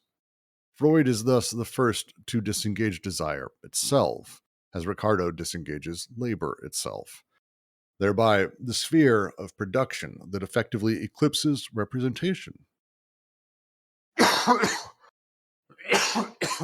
Subjective abstract desire, like subjective abstract labor, is inseparable from a movement of deterritorialization that discovers the interplay of machines and their agents underneath all the specific determinations that still link desire or labor to a given person, to a given object in the framework of representation. Desiring production and machines, psychic apparatuses and machines of desire, desiring machines and the assembling of an analytical machine. Brooks, you're reading a second paragraph, right? No. Okay. Where did that Just end? want to make sure. Where did that end? Framework of representation. Really? Christ, Yep. that good. I figured Works I'd for ask me. now because you're about to get No, a meaty paragraph. Jesus. It's this PDF. all of chapter 4, the paragraphs go on long. The problem is that there actually are some real long paragraphs, so I can never tell. Okay, then let's go back a bit and discuss a handful of bits here. Where do we start? Go for it, Jack. JK, Misha, what questions you got? It's a fairly crisp paragraph, just kind of discussing Foucault's understanding of the movement we've made into the time we kind of live in, when the break happened, as we started to understand desire, as representation started playing this push. This, as they talk about it here, the work Freud did and Ricardo, separating out labor as its own sort of element and desire as its own sort of element here. It's okay. There's a lot happening. Which part is exploding that you may need help with that we can support? No, it's just the cumulative greatness of everything we talked about today, and it's I'm overflowing. Oh, good. That's this is kind of when it starts to happen. It happened to me this last time we did the reading, where I actually started to piece things together, and it was like, oh, that's what that section was. Oh, that's what that part. Oh, that, because they're starting to, again, they've been teaching us how to loom all of the threads together into the pieces we need to actually build the entire piece. So it's a lot of things crisscrossing. Is anybody familiar with Ricardo? Is his background? What is was he a Marxist Not Yeah. not quite a Marxist. He's like Smith. He's one of the original capitalist economists that really becomes the classical school of econ. Ricardo's he has a lot of big contributions. One of the main one is the labor theory of value, Oh, okay. which Marx picks up, right? Kind of picked Well, up and ran with. Yeah. Ricardo Just a is bit. the labor theory. I thought I completely attributed it to Marx. Well, No, Marx is picking up. Good. Yeah, Marx. I don't want to say an extreme statement. Marx took from basically capital is not anti-capitalist. It is a collection of all the best writing as interpreted through Marx about capital and his reinterpretation of that in order to give us a form of how production operates within the way capitalism works. A lot of his shit comes from a lot of other actual capitalists who get cited by major real economists even to this day. It's one of those things like they hate Marx because all he did was say, oh, so you believe in these 6 things? And everyone goes, yes. And he goes, well, do you see when these things interact, that's a problem. They're like, you're a communist. Bye. Like that's kind of what Marx did. Most of the underlying theories come from a few others, but David Ricardo was like massive. Didn't he also do the Law of Diminishing Returns? Was like he came up with that. Like of all the fucking, like the dude was crazy. Did a whole bunch of shit. I think it's diminishing returns. There's something Smith did that was really similar, but I think diminishing returns was Ricardo. I'm Googling. Oh I yeah, think no, Smith. okay. So Jesus Christ. Okay, so more than I thought. Economic theory of comparative advantage. Yep.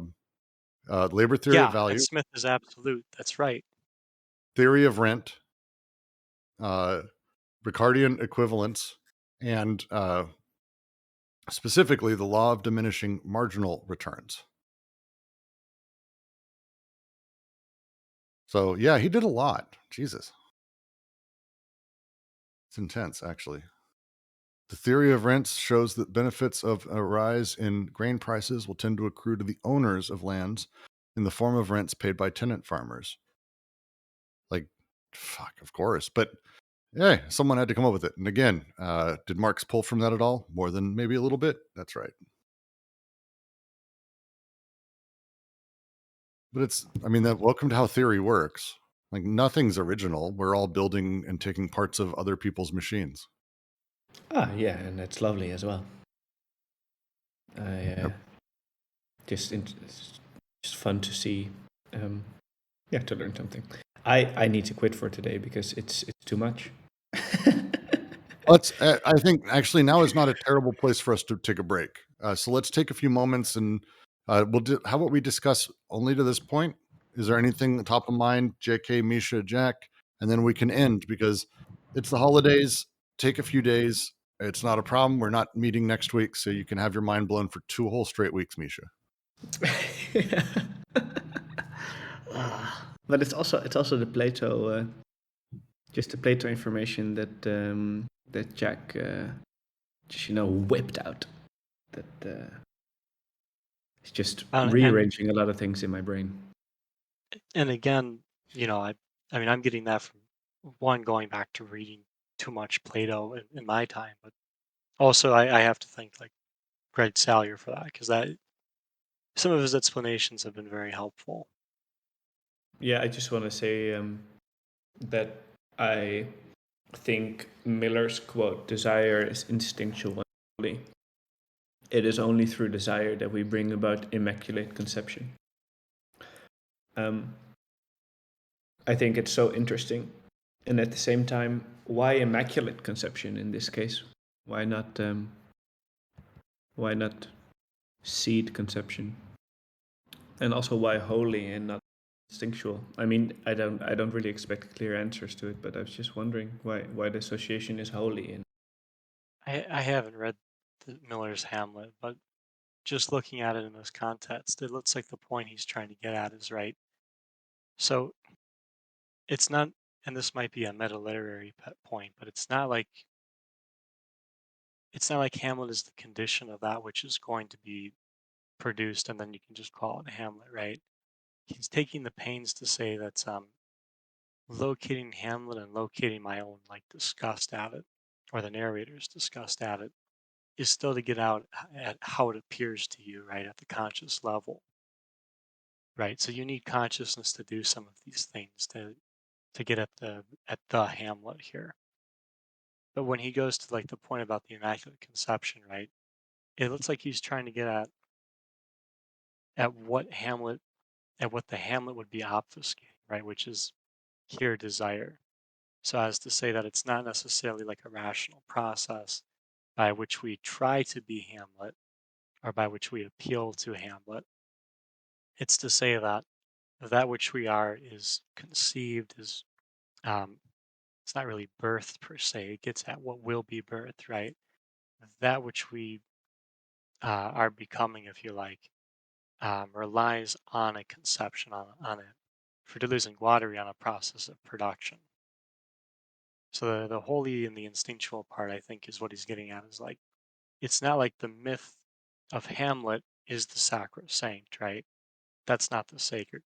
What's sacred for Miller here is going to be desire, because desire is what brings about a conception, a conceiving, consummation, consumption, if you like, a consummation of what will become, what will be, what can be more so.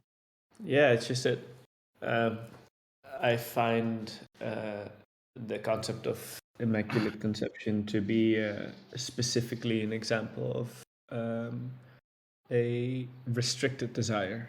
I think that's exactly why he's doing it, though, is he's kind of making fun of it, right? There's a humor to it, which is like, you say these things are the sacrosanct in that, right?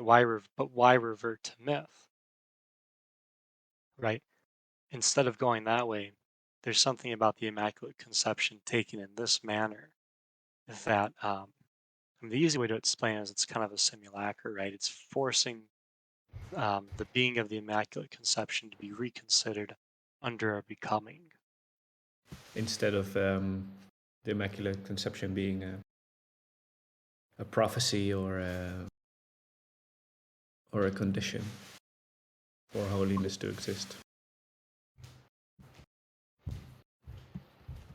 And the idea that of producing a new myth that requires desire to produce a new myth, an immaculate conception, because he's referring to that line before that says that this ability to produce the myth is born out of awareness, out of ever increasing consciousness.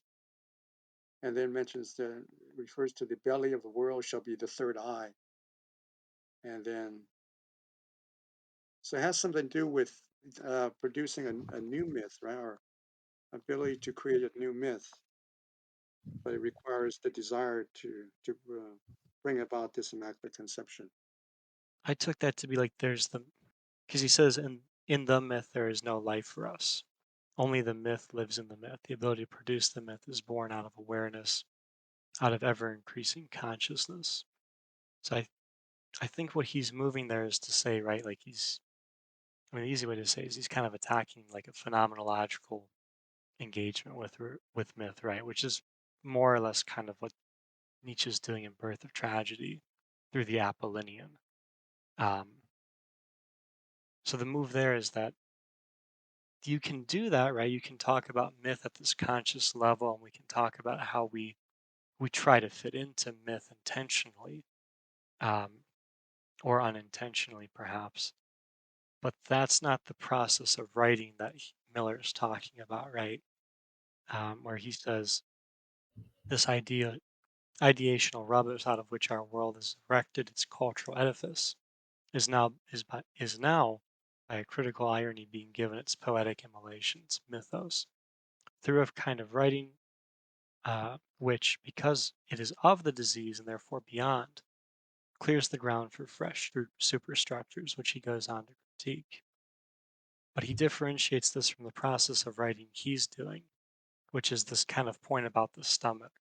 Not so much like it's all feeling based, but that there's something, he'll say instinctual later, right? But there's something unconscious happening that can't be explained through myth, because he's not trying to do this process of writing per se. There's something happening that's auto-productive.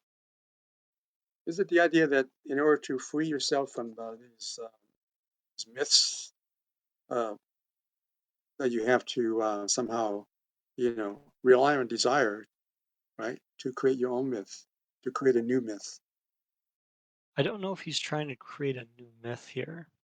I haven't read this text, but just going back through this, I think he's getting at the process. I think he's getting at the distinction between the already written Hamlet being that which we want to say writing strives to be, as opposed to kind of the inverse, which is that which is producing the writing made Hamlet possible once, but it's also making all sorts of other things possible.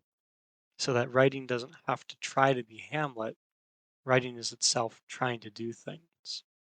And that any myth in a representational sense will try to latch onto those things, right? Which we see, nowadays we do it through movies, right? Where like Luke Skywalker becomes the representation. He's talking about bringing about the new world, right? Conceiving a new world. But in order to do that, you have to rely on desire, right? And this Yeah. desire is for this new, the birth of something new, which could be something that's not a myth, or is it really, isn't this kind of creativity or conception a kind of another myth? But it's a process of maybe creating the myth. That's maybe what he's alluding to. And the easy way to say it's like process versus product, right? Right. So Yeah. it's not that he's trying to produce a myth, it's that there's a process of writing happening Right. that can be juxtaposed with a myth so as to not take the myth as that which the writing is trying to be. Exactly right. Which is So, why you can get this, clearly this is not Hamlet, right? This isn't what Shakespeare wrote. Go ahead. right, you have to depend on that desire, of production, right, to do it, right? Yeah. Later on they'll say this is finding the new earth, right? When Miller says desire is spiritual and holy, but also when Deleuze and Guattari talk about desire, I always wonder, or I find it difficult to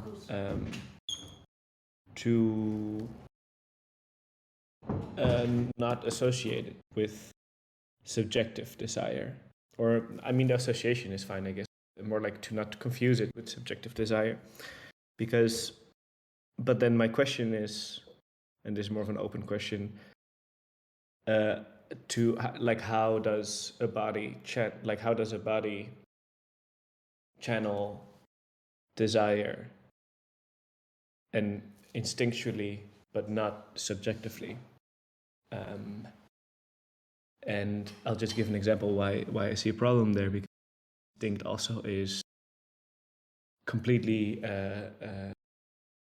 in this molecular circle. Like instinct is part of that circle, of that interaction between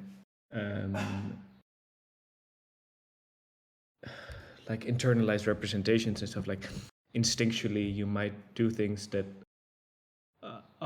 follow produced and internalized representations, but then how do you sort of separate the subject from the pre-subject instinctive desire? Say that one more time for me. Yeah, it was a bit chaotic. Basically, you have pre-subjective desire, what Deleuze and Guattari talk about when they say desiring machine, like it doesn't require a subject. The subject is produced, right?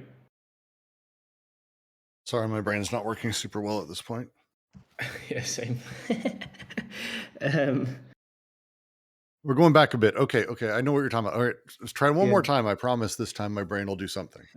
Yeah, it's just that you have this pre-subjective desire, or a desiring machines that doesn't require a subject, but rather produces a subject, or these desiring machines. And also when Miller here talks about desire being instinctual, I think, okay, yeah, that is pre-subjective desire.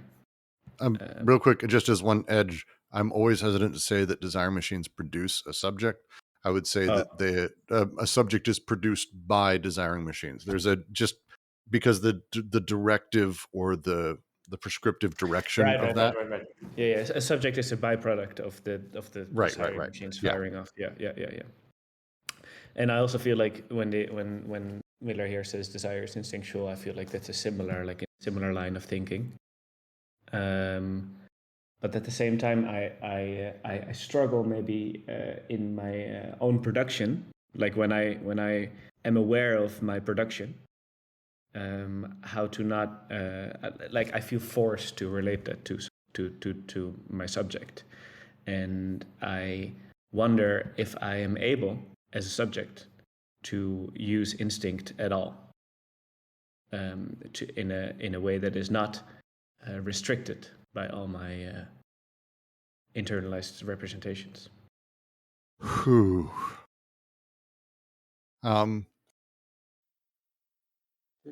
Is Deleuze talking about the subject as a kind of a private thing that he critiques in the capitalist socius? I don't think subject is unique to the capitalist socius. It's about how the subject is produced. To me, okay, my understanding and the way I interpret is that the subject is emergent out of the interactions of desiring machines that are various complexities, that there is no centered subject where everything sort of flows into a singular point and makes an ego that is Brooks, that sees the world, and then from there everything flows out.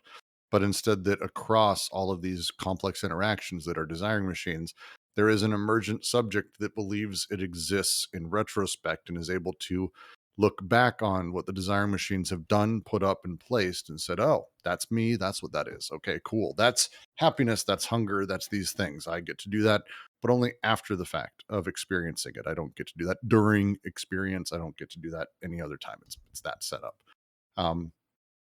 As we play sort of with that and how representations play, how myth and all of that, we're talking about social elements, representations that play inwardly just before the subject is created and basically take hold of that emergent process. They insert themselves in there and they do things that make desire, which just flows, push into different places or fill different crevices. A representation shows up, and in that moment, I'm no longer directly connected, or desiring machines are not directly connected, but instead I'm cognitively thinking through what a thing needs to be or ought to be. And desire is being given places to fill rather than desire creating the elements that emergently produce me. By creating those buckets for desire, desire falls in them like traps, like animals. If you've ever needed to catch frogs, it's an old thing. You just literally dig a trench and make it deep enough, put a bucket in it, and put a placard on one side. They'll jump in because they're dumb. It happens all the time. Desire, same thing. Desire just goes and then falls into the representational traps that are placed sort of before it and fills that. But this causes neurotic behavior, paranoiac behavior, schizophrenic behavior, all sorts of disconnections from things rather than just allowing the free connection of stuff. Myth, tragedy, all of those, if they're a thing that we connect to and produce, there's art is wonderful. There's nothing negative about art. Adores art. I adore art. Art makes us feel. It's amazing. It's a hyper complex set of interactions. But art can also do the opposite, where it tells us how to feel, or we're told how to feel about it, or what it means about us when we feel a certain way. And sorry, go ahead. I was just saying, I'm going to say later in this chapter, he's going to talk about how the capitalist socius privatizes the subject in some way by the idea of private property, and that makes the subject, maybe the desire, the subject, and the desire become a kind of private, something more private than it was before.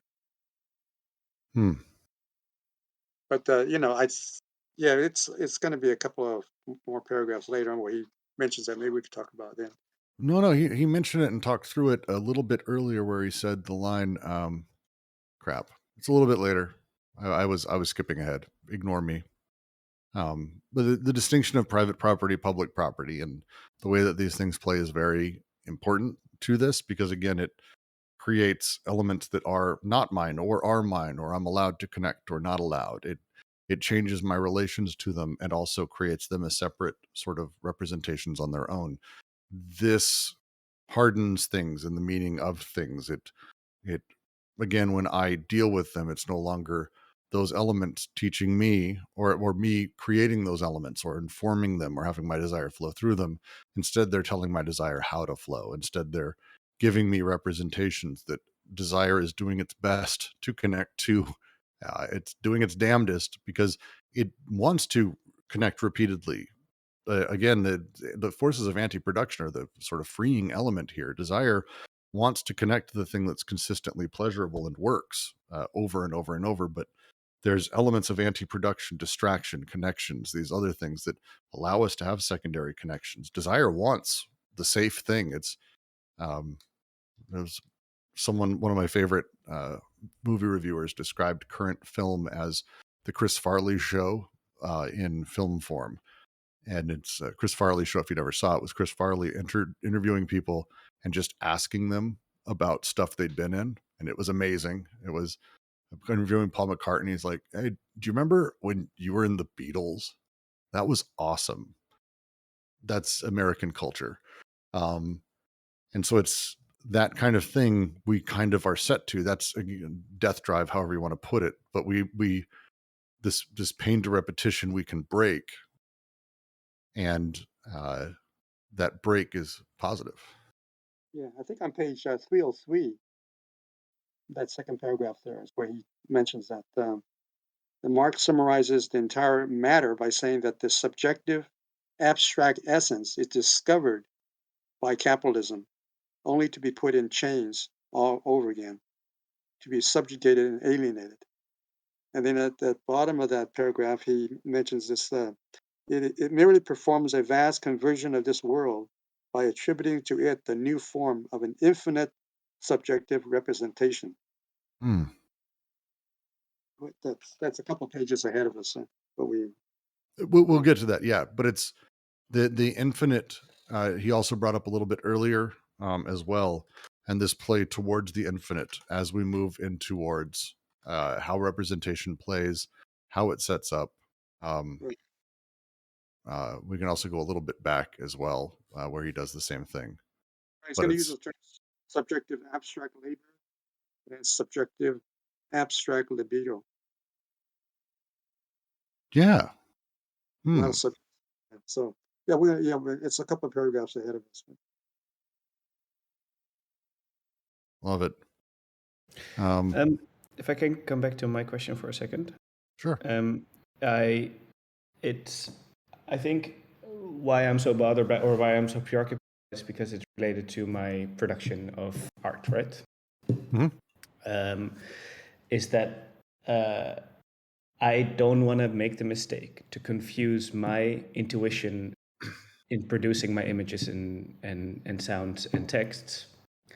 I don't want to mistake that intuition with a desiring machine's intuitive connection to other desiring machines or other things. But I also think it is the closest thing that I can get to that, to use sort of my intuition in some kind of way. But the problem of intuition is, of course, that subjective intuition is what you described earlier, is so strongly mediated. I feel like subjective intuition are these channels, right, that lead desire to a very specific place that you might not fully, maybe you're not fully aware of it yourself, what those channels are, but the big chance that those channels are very common social representations. How can you channel? How can you let desire flow more freely in subjective intuition? So let's talk about art creation, because this is a thing that it's a big deal to me as well, Misha.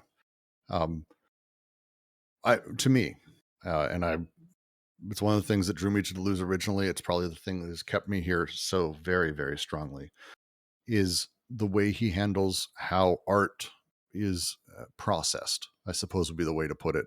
Francis Bacon, Logic of Sensation, please read. It's phenomenal. There's a bunch of secondary texts I'm happy to send you.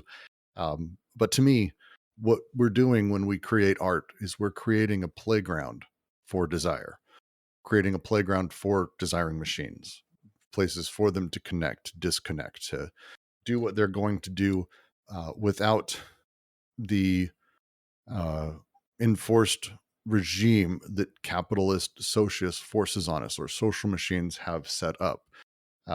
The instant, imminent feeling you get from a real piece of art, I don't care what type it is one of confused wonder mixed with emotion and a whole bunch of things. Like, there's a lot of emotions that go with that, and there's a lot of directions, but the disengaging nature when your body and your desiring machines are connecting across all of it. The job of an artist is to give a playground. And I would argue that Deleuze, in What is Philosophy, makes the same argument and says the same thing for philosophers. The job of a philosopher is to create concepts. The same thing. This effectively the same element. It's to push new directions, new connections, new elements, new things for desiring machines. I call it the playground, because to me, that's where it's most interesting, where people get to have connections they didn't have before, and this they don't know what to do with, they don't know how to feel about. And I've had a ton of experiences. I'm very fortunate. A concept that invites to be thrown through a window. Yeah, it's unexpected. It's not even unexpected. It touches desiring machines directly almost. It plays with sensation as a thing. And this to me is where, as we talk about what our instinctual sort of side is as we're creating, or what we think about anything, or we spend too much time overthinking, which is the opposite direction. The challenge for an artist is properly creating a place where the desiring machines are able to play. That's to me the way I sort of read it and see it. I don't know if that's an answer, but that's mine. That's my answer.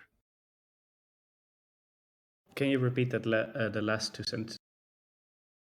The point of an artist is to, when you create, and this is for any type of art, is to create a playground for desiring machines, places that new things for them to connect to or disconnect from or connect to that they don't understand whether they're allowed to or not, that doesn't even matter to them. Francis Bacon's paintings, as you read Logic of Sensation, are a really phenomenal example of this. They all are sort of the thing they are. I don't know how else to explain it, but they're not the thing they are. But like if I were to say, oh, that's a painting of an ocean and a boat, you go, oh, fuck yeah, okay, that's what that is. But then it's really not. There is an emotion that sort of coincides with that, with a lot of art. There's a wonderful book called Tintoretto's Difference that utilizes Deleuzian art theory to go through the history of art. It's a fucking hard read, but it's very good at breaking down what I would say is more traditional art history through the same lens. And our ability for the desiring machines to connect and produce allows us to experience the emotional affect, which is the byproduct of the process.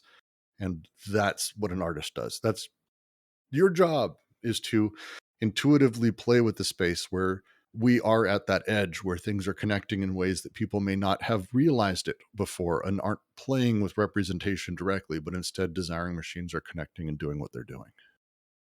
Freely. It's just, and that sounds great, and I completely agree that it's beautiful, but it's just, a militarized Christian man will intuitively want to create an art piece that will, tell people about the wonders of Christian military. Yes. You know what I'm saying? Yeah. And that's where the problem for intuition is for me, or something. And I just don't know how to. Well, maybe it's not a problem. Maybe it's not. I will put it to you a different way. It's just that I don't want to pretend I'm making a free playground, but I do want to. I can jump and provide a go for it, Turn. Do it. Do it. Remember, there's like the pre-conscious as well, and you can have new lines of flight or what's the word? Sorry, I'm driving home, so I'm not quite all the way there. But remember how they distinguish between like kind of revolutionary desire and reactionary like intent, or the reactionary pre-conscious. That you can still want to like make new connections with intuition and then kind of arrive at a reactionary result. I would add to that, do not dismiss your own current place as a subject. A Christian man may create, and it will be something that extols the value of Christianity, sure. But as they are playing for something new, they can do something as varied as, which are absolutely, these are Christian texts, The Lion, the Witch, and the Wardrobe, or Lord of the Rings. Now, how do we connect to either of those pieces? They're different. They're fantasy. They put us in a different space. I can name hundreds of very wonderful Christian pieces that are absolutely not directly that, and actually not directly even subversive, but sort of unique, because the contingent events and connections that enabled them to be made, well, the person who made them may not have fully understood why that was interesting. I wouldn't discount your own contingent realities, where your desiring machines are at, and your own intuition, because that's not something I have. Your connections and what you make when my desiring machines connect to it is going to necessarily be unique. You can't spend time worrying about, well, Brooks like this, well, Tiernan like this, where Jack. Put something out there, get things out there that to you is an interesting set of two connections, because as you do, as Tiernan was talking, like a line of fight, the transversal element between two parallel series, as you connect a thing, I then get to experience that connection. And I didn't know that before, but now that connection and that piece of art is its own series that I'm now going to juxtapose against another. And when I take that and I draw a line of flight, now we have two series that Jack sees, but he sees it as a single piece of art, now a single series. all of the stuff we've done is slowly collapsing into a single series for every subsequent person. But every time that happens, something new is formed.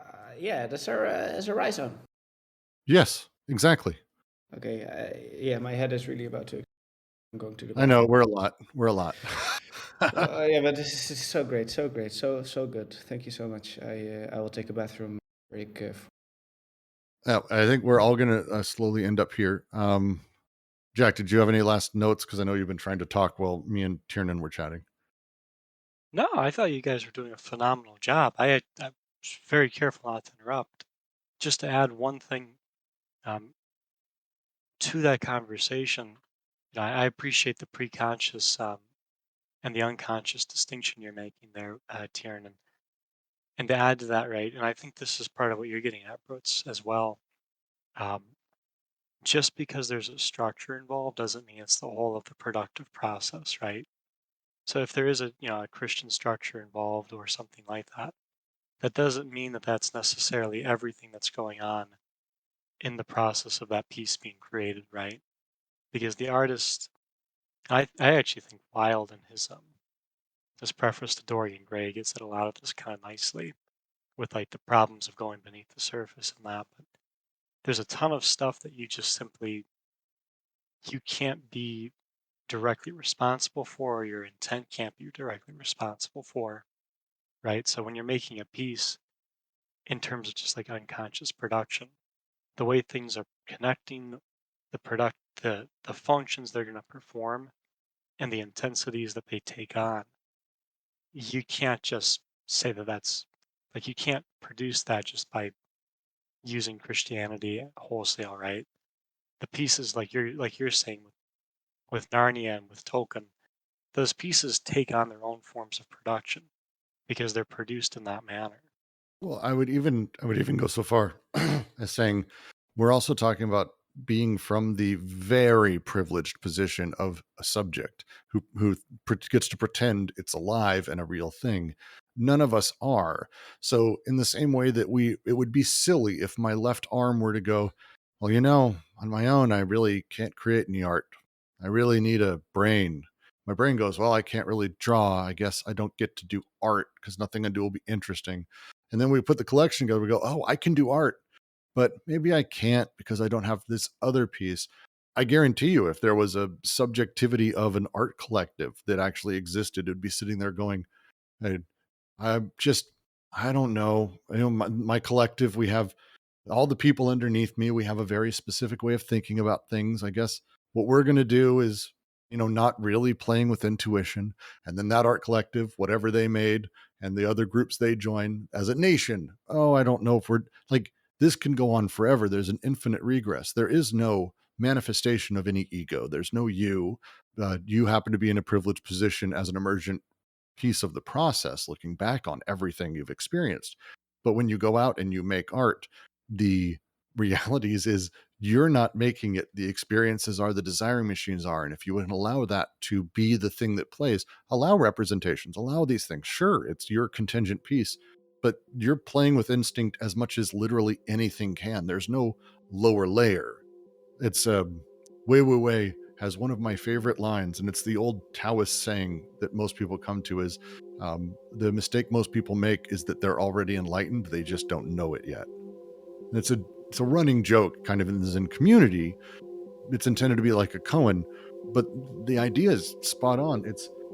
We are not connected because we believe we aren't connected. If we just stopped thinking about that, we'd be cool. All of this kind of boils down not too far from that same general sentiment. Thank you for today. Bye-bye. That was a door slam on the way out. Did you hear that? He's like, I can't take any more. My bladder's bursting. I'm done.